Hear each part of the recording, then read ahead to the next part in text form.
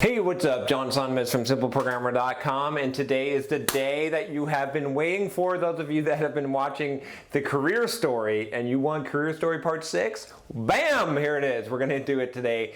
Finally, in career story part 5, I talked about how I lost $1 million.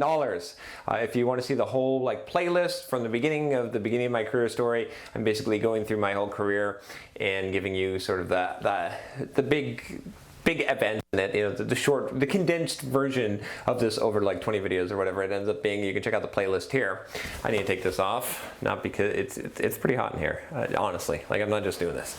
So anyway, what I promised you I would talk about in this episode is what happened after. If you remember in part 5, I talked about how I basically was working for this contract. I was stupid. I got paid $100K to start this business and work on this payday loan business, and I ended up preaching to the founders. I had this spiritual revival, and it wasn't good. I was just so self-righteous, and I don't know what I was thinking.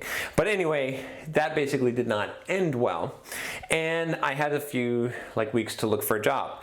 So I went into the job market with my resume here. That was a little bit spotty now because I had jumped from a few positions, but I had a good HP run on there, and I had a lot of experience. At this point, I was a pretty solid, pretty good developer. And let's see what happened here. So I just want to make sure I got my timeline straight. This was right after, yes. So I've already talked about the whole going to the real estate and to losing $1 million, that company. So now I'm sending out resumes, right? And I'm going to recruiters and I'm trying to find a job, and I just can't find a job in Boise, in Idaho, and it's just not looking too hot. Now, I've got some friends at bodybuilding.com, and I'm in the fitness and stuff. So I was like, okay, well, let me send an email there. Let me talk to some people there and do some interviews. So, it was easy for me to get in the door to do an interview there. And I had a bit of a reputation, remember, in Boise at this point. Not a huge reputation, but enough of a reputation where some people knew who I was, at least, professionally, and knew that I did a good job, when I wasn't being a dumbass, trying to be an entrepreneur but not wanting to work. But anyway, so I got this interview at bodybuilding.com, and it went really well. At least I thought so. I knew coding algorithms, and I could draw up on the whiteboard and talk about all kinds of stuff. So I was very much into doing test-driven development and very very conscientious of those things. And that interview went well. I did a few other interviews. Another company, this startup, I think it was called Ballyhoo or something, and I thought that went well, but I was telling them about how they were doing automated testing wrong, or doing test-driven development wrong, or I don't know. Now looking back on it, I realized that it's probably not a good idea to tell people how they're doing things wrong. It's probably better to tell them how you're going to help them and how awesome it is that they're doing this, but I'm going to help you take it to the next level, and I would love to do that if you would love to have me do that, right? That would be a better approach. So anyway, I realize now why I blew that interview. At that time, I didn't know. But basically the bodybuilding one went really well, and so I was like, okay, this is going to be good. I'm going to get a good job. I'd love to work at bodybuilding because it aligns with my goals, and I they're doing PHP over there, but okay, they want to do some .NET stuff, and I got this. And at the same time, a good buddy of mine, Micah, who this guy is a character, but we go way back to college days. He was my college roommate, and there's a whole list of crazy stories I won't go into. Ultimately, this guy ended up rolling a Scout, this big truck in the foothills, and basically halfway bailing out of the truck and losing his foot, essentially mangling his foot, and having he's got one leg now because that accident. And it was just a total a dumbass type of thing. Sorry, Micah, but he's just crazy, right? That's gonna happen. For Micah to lose a leg is not a surprise to anyone. It's a tragic thing. I'm not trying to make fun of it, but he's just one of those guys. Just so you know. So he's not the most reliable guy. He's a fun guy. He's a cool guy. He's a super loyal guy, right? A lot of good qualities, but not the kind of guy that you're oh, this guy gives a good job, you should take his job recommendation, or his, not exactly that. In fact, I helped him get into the whole software development business by making his resume. He was mowing lawns at the time and got him into testing and stuff, but that's another story. So anyway, the reason why I'm giving that background is because I got an offer from bodybuilding.com, and at the same time, Micah was telling me about this job working with the Department of Health and Welfare as a contractor, and I was kind of like, yeah, I don't know, dude. Like, he got a job there, and he's like, no, it's real good pay, and you know, there's people that know you over there. I've talked good about you, so I was really thinking I'm just gonna blow him off and not do this because this is not a good job. So I didn't trust it, right? But I get this offer from bodybuilding.com, and I think it was an insulting offer. It was something like, I want to say it was like 50K or 55K. And remember, at this time in my career, you know, I had just done like a job where I was like the lead developer, owner of the company, part owner of the company, you know, 33% owner of the company, and got paid 100K salary guaranteed. And now I was getting an offer for like 55 or 60K. And I was just like, I don't even know how to counter this, because, you know, I need something at least like 80, right, at that time. And so I don't think I even countered the job. I was just like, wow, this is crazy. Like, I can't believe they would give me this low. There's no way they're coming up from here, right? It might have even been like 50K. Anyway, I thought there must have been some mistake. Like, do you realize that I have all this experience, and you know, you should be hiring me as your director of IT or something like that, not not paying me, you know, which was a small, you know, in comparison, right? And all my previous jobs to that point, remember, I started my career making $75 an hour in Story One, and even though my salary started to go down from there, when I was working at HP, I was making like $80,000 a year, you know, as an HP employee. So for them to offer me this was just like crazy. I was like, oh man, I'm screwed. It was really devastating. So I was like, okay, well, I'll go to this stupid interview for this position that Micah has. And so I went in, and it was downtown. I was like, I'm not really familiar with downtown. And it was a government, you know, contract, and and it's a Java project. So I'm like, why are you even, like, I'm a .NET guy, dude. So why are you even trying to get me into a Java project? I don't want to do Java. They're not going to hire me for Java thing, you know, whatever. They're not going to hear about best practices. And so I talked to like the project manager there. I didn't even really do an interview. He just like, it turned out that one of the guys there, that was one of the leads on the team that was working with the project manager, was this guy that I knew from HP, who me and him went head to head a lot of times in the testing. He worked for, like, I was working for one testing organization, and he worked for this contract company, and we were just going head to head all the time. But we were like those kind of good adversaries, right?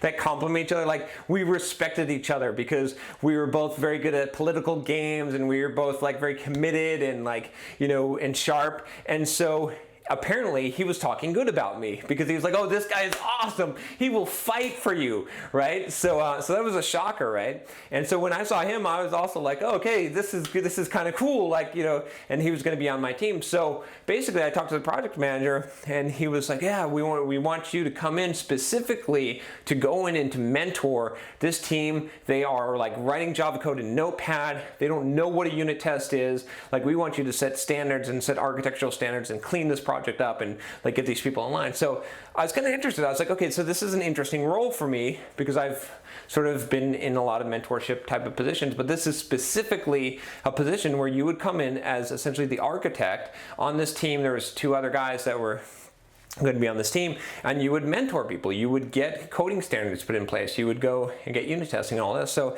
it kind of appealed to me, but the Java side didn't. And I'd forgotten a lot of Java. Like, I'd done Java in a little bit in college, and I was mostly C#. I knew that Java and C# are pretty close, but, you know, so it's like, oh, you know, a little hesitant. But he basically said, okay, yeah, I want you for the job. Like, you are the man.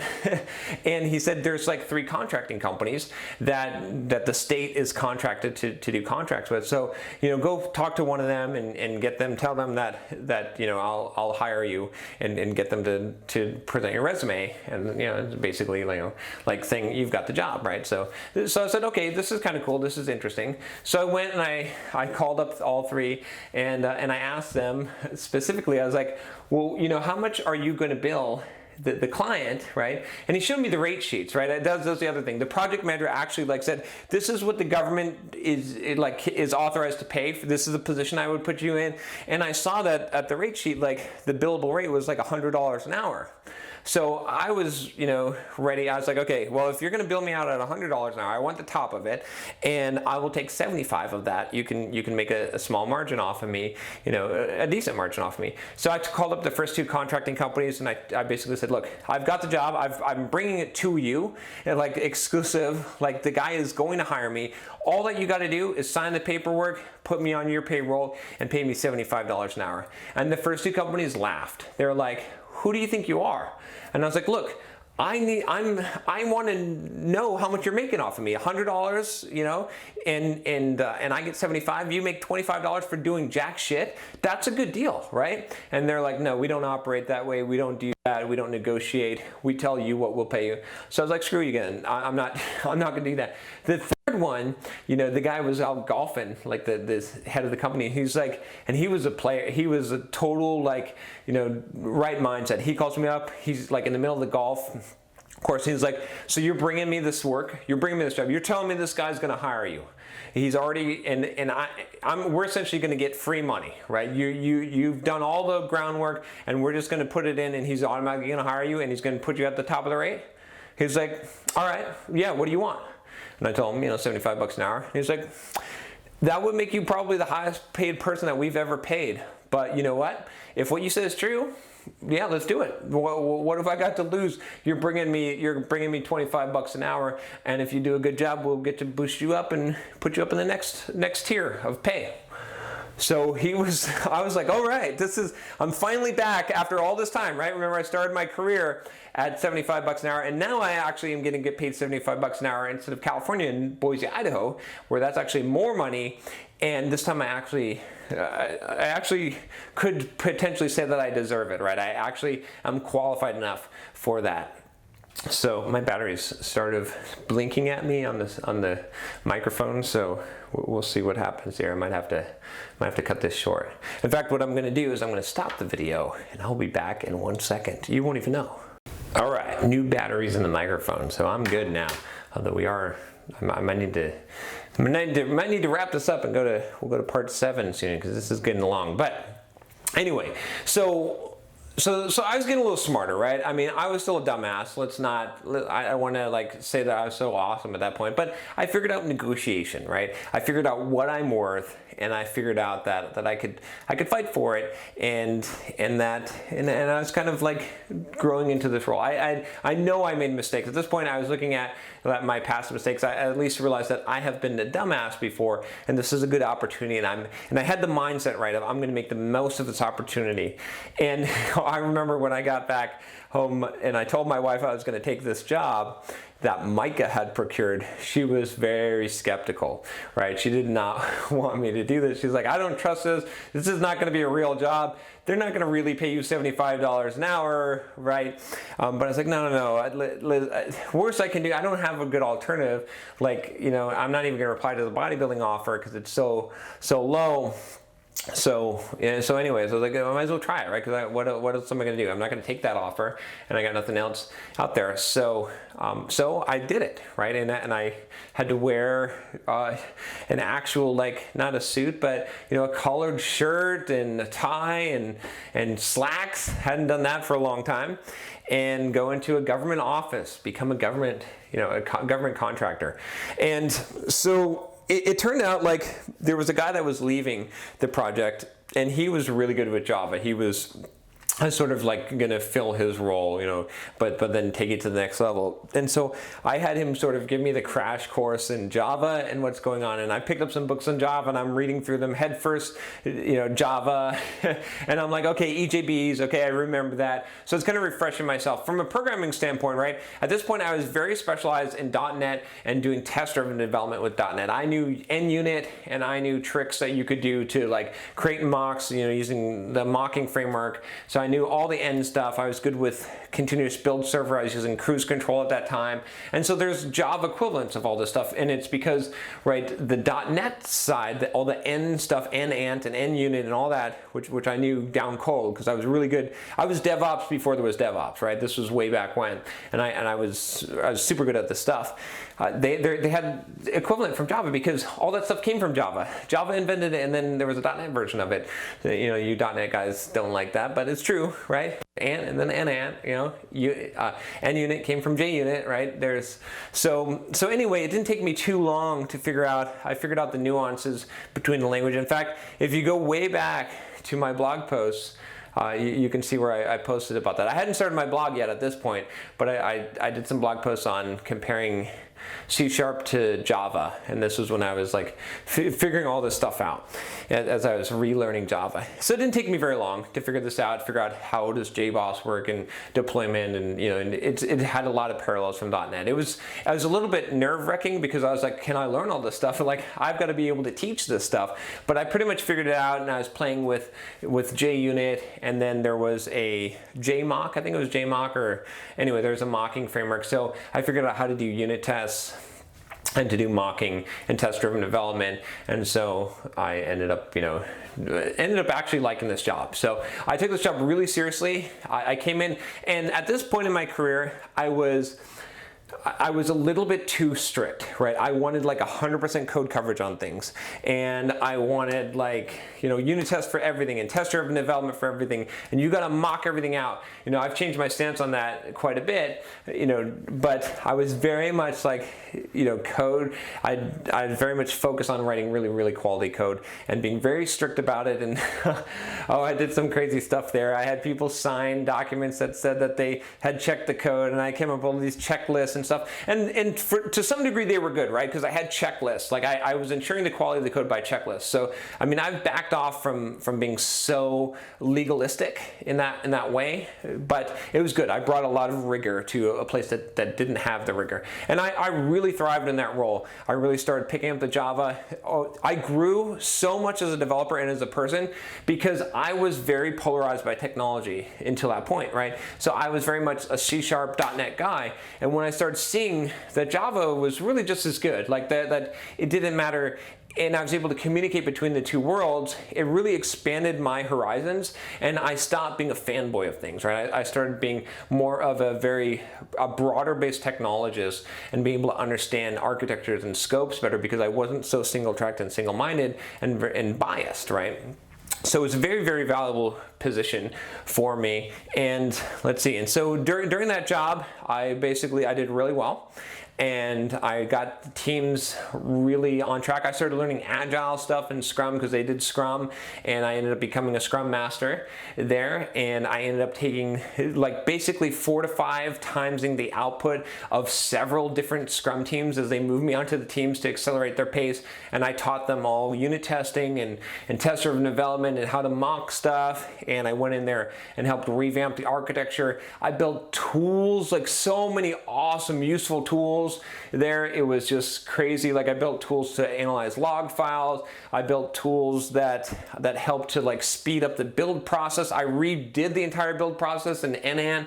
Like this was like my moment. I was like, I am tired of being a dumbass. I'm tired of like getting a free ride and skating. I'm going to work my ass off. I'm going to learn as much as possible. I'm going to help be as useful as person as possible, and I developed this just awesome reputation there because I was kicking ass everywhere, right? And I'm being honest, right? I told you before when I screwed up really bad, and I'm being honest here when I'm telling you I was doing awesome because I was really trying hard, and I was working, you know, maximizing the amount of hours that I could work and put into it, and just really, really digging in deep.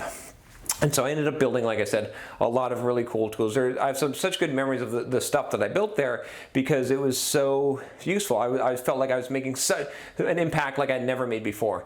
That's the time when I started the Simple Programmer blog. At that time, I decided that I needed to start creating a blog, and I originally created the blog as a way to communicate more to the developers and to management because I was having some trouble with other contracting companies and government, you know, officials and stuff with trying to get some of these ideas on how we could be more efficient and do Scrum better and do Agile better and develop our code better. They didn't understand why, you know, that it's okay to delete dead code from the source control and stuff like that. So it was sort of a passive aggressive way of me being able to like express these ideas and have people that were higher up read them and have also coworkers read them and not be very confrontational. So that's what initially my blog posts were about that, and that's what the Simple Programmer blog was. I was also rebelling against this idea that many developers out there, I was reading these blogs and stuff, is they're making things too complicated, and I did not like that idea. It's like, software development is not that hard. It's like, let's break it down, let's make it simple. Can we explain it in simple ways so that we don't like act all highbrow and make it unapproachable to people? And that's still part of the mission of Simple Programmers. I want to simplify things, make them simple, and not try to. I want it to be as accessible as possible. Not that you don't have to work hard, but that anyone can understand this, anyone can do this stuff. You know, and it's not just programming, it's life, right? A lot of things in life. So anyway, I think I'm probably going to end here on this career story. I know that some of you are disappointed because you want me to keep going, but I'll say, I'll wrap it up real quick before we get into the next one. And basically what I ended up doing is I started the blog there. And like I said, I built those tools, had a really good team, ended up becoming a Scrum Master, really getting focused on Agile development, and built a huge, awesome reputation there. So in the next episode, I'll talk about that. And there's a lot of stories there. I'm going to kind of skip over it just to say that I was doing awesome. I ended up getting a lot of raises there, a lot of overtime hours, and became sort of like one of the key players that made that project successful. And it was good. And you know, I felt good. I felt like I actually earned that at that time. Grew so much as a person, as a developer, just like life-changing, altering. You know, there's a place where I grow, and doing the blog was part of that growth. So the next time, in the next episode, I will tell you about how I moved from there as the blog was growing into the Department of Transportation and got a pay bump to $100 an hour, which was my rate that I was getting paid, the most that I'd ever been paid as a contractor at that point, which was, I thought was phenomenal at that point. But then I actually ended up quitting that job very shortly after I took the job. So that's it. If you want to get more of these career videos, obviously subscribe to the channel. Thumbs up and comment below if you want to hear part 7 of my story, and I will talk to you next time. Take care.